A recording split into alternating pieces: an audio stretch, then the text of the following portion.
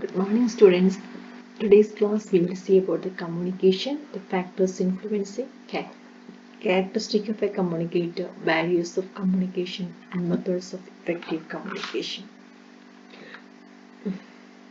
The previous class we have seen the types of communication. In that first one was verbal communication. It uses spoken or written words. Verbal language is the code that conveys specific meaning through a combination of words. The most important factors affecting the verbal communications are vocabulary. Communication is unsuccessful if the senders and receivers cannot translate one another's word or phrases. Even though we speak the same language, there can be subcultural variation.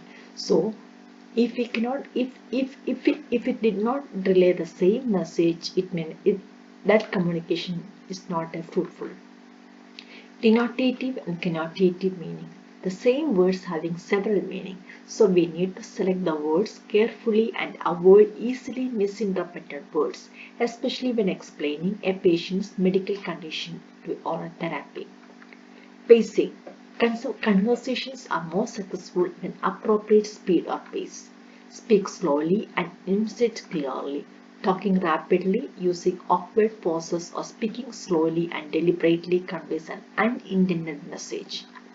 Long pauses and rapid shift to another subject give impression that but we are hiding the truth. Intonation. Tone of voice dramatically affects the meaning of the message. Depending upon the intonation, even a simple question or a statement expresses enthusiasm, anger, concern, or indifference. Be aware of the tone to avoid sending unintended messages. Then clarity and brevity. Effective communication is a simple, brief, and direct. Fewer words result in less confusion. Speaking slowly, enunciating clearly, and using examples to make explanation easier to understand improve the clarity. Timing and relevance. Timing is critical in communication. Even though a message is clear, poor timing prevents it from being effective. For example, we do not begin routine in teaching when the client is in severe pain or in a mental stress. Nonverbal communication. It includes five senses and everything that do not involve spoken or written words. Researchers have estimated that approximately 7% of meaning is transmitted by words, 38% of transmitted by vocal cues, and 55% transmitted by body cues. Thus, nonverbal communication is unconsciously motivated and more accurately indicates a person's intended meaning than spoken words. All kinds of nonverbal communications are important, but interpreting them is a problematic. Sociocultural background is a major influence on meaning of nonverbal communication.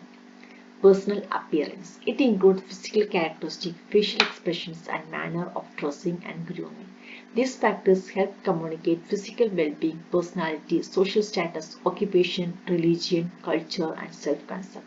The first impressions largely based on appearance, posture, and gait they form a self-expression. The way people sit, stand, or move reflects attitudes, emotions, health concepts, and health status. Facial expressions. The face is the most expressive part of the body. Facial expressions convey emotions such as surprise, fear, anxiety, happiness, and sadness. Some people have expressionless face or flat affect which reveals little about what they're thinking or feeling. Eye contact. First, the people signal readiness to communicate through the eye contact. Maintain eye contact during conversation shows respect and willingness to listen. Eye contact also shows the people closely to observe one another. Lack of eye contact may indicate anxiety, defensiveness, discomfort, or lack of confidence in communicating. Always consider a person's cultural background when you are interpreting meaning of eye contact. Eye movements communicate feelings and emotions. Looking down on a patient person established authority, whereas interacting the same eye level indicate quality in the relationship. Gestures. It emphasizes, punctuate, and clarify the spoken word. They also carry specific meanings or they create message with other communication cues. A finger pointed towards a person communicates several meanings, but when accompanied by a frown or strong voice, gestures become accusation or threat. Territoriality and personal space. Territoriality is the need to gain, maintain, and defend one's right to space. Important because it provides people with a sense of identity, security, and control. It's sometimes separated by and made visible to others, such as friends around the yard or bed in a hospital room. Personal space are invisible, individual, and travels with person. During interpersonal interactions, people maintain varying distance between each other, depending on their culture, the nature of relationship, and situation. When personal space becomes threatened, people respond defensively and communicate less effectively. Zone of personals, as we have seen earlier, intimate zone between 0 to 18 inches, holding crying infant, performing a physical assessment, bathing, grooming, feeding a patient, and changing a patient dressing. Personal zone between 18 inches to 4 feet, sitting at the patient's bedside, taking patient's history, teaching an individual patient, exchanging information at the end of the shift. Social zone between 4 to 12 feet, making rounds with physicians, sitting at the head of the conference table, teaching classroom for patients with diabetes. Public zone 12 feet and greater, speaking at the community forum, lecturing in the classroom. Symbolic communication. Good communication requires awareness of symbolic communication, the verbal and non-verbal symbolism used by others to convey the meaning.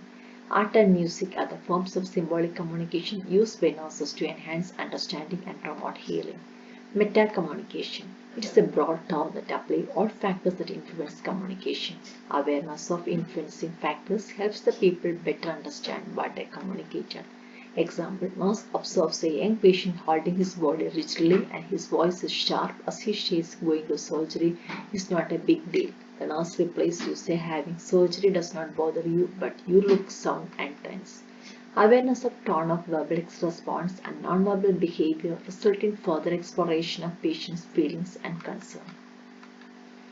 Characteristic of an effective communicator. An effective verbal communicator should be clarifies, listens, encourages empathetically, acknowledges, restates, that means repeat an effective non repeats the same. An effective nonverbal communicator should be relaxes, opens up, leans towards the other person, established an eye contact, show appropriate facial expression.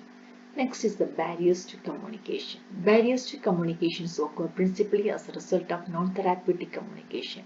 Good examples to this failure are wrong or improper decoding of message, poor choice of words, wrong tone, failure to listen or not listening by looking away or doing other things as a sign of disinterest, wrong environment or poor environmental control, noisy surroundings or environment, wrong timing when the client is eating or doing something or in pain, inconsideration by the nurse or health professional, client eating or sleeping with the nurse not willing to ready or not ready to wait. Methods of effective communication include attention skills. The sender needs to pay attention to what he or she is trying to communicate. They choose the best words and body language to communicate with. The receiver needs to pay attention to what is being communicated by the listening and watching. Attention is primarily governed by the type of attitude the sender or receiver has towards each other during the communication. Attitude is the most essential in improving the communication. Both sender and receiver need to have positive and respectful attitude. They should want to communicate and be willing to work to see that whether the communication can take place. Using negative or blaming words shows poor attitude. Trying to understand others' point shows a good attitude. Communication can be affected by poor attitude towards the subject or just because sender or receiver is having a bad day. Fear and mistrust can impede communication, can boredom or lack of interest in the subject. Rapport building. It is important in both professional and personal lives. Employers are more likely to employ somebody who believe will get well with their current staff. The first task in a successful relationship is attempt to build a rapport. Building rapport is all about matching yourself with another person.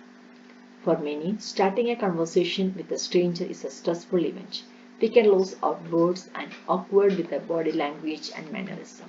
Creating a rapport at the beginning of a conversation with somebody new will make the outcome of conversation more positive. Following strategies will help to make an effective rapport. They are using non-threatening and safe topics for initial small talk. Talk about established shared experience. Avoid talking too much about yourself and avoid asking direct questions about other person. Listen to what other person is saying and look for shared experience or circumstances. This will give us more to talk about in initial stages communication. Try to inject an element of humor. Laughing together creates harmony. Make it a joke about yourself or situation. Be conscious of your body language and other non-verbal signals you are sending. Try to maintain eye contact approximately 60% of the time. Relax and lean slightly towards them to indicate listening. Mirror the body language if appropriate. Show some empathy.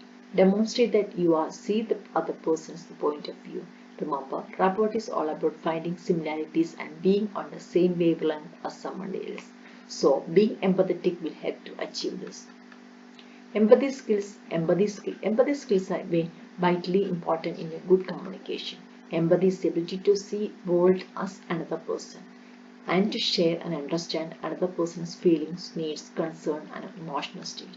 Being empathetic requires two basic components: that effective communication and strong imagination. Shared experience can also help you to empathize. Empathy is a skill that can be developed, and with most interpersonal skills, empathizing comes naturally to most people. Thank you. Thank you for listening.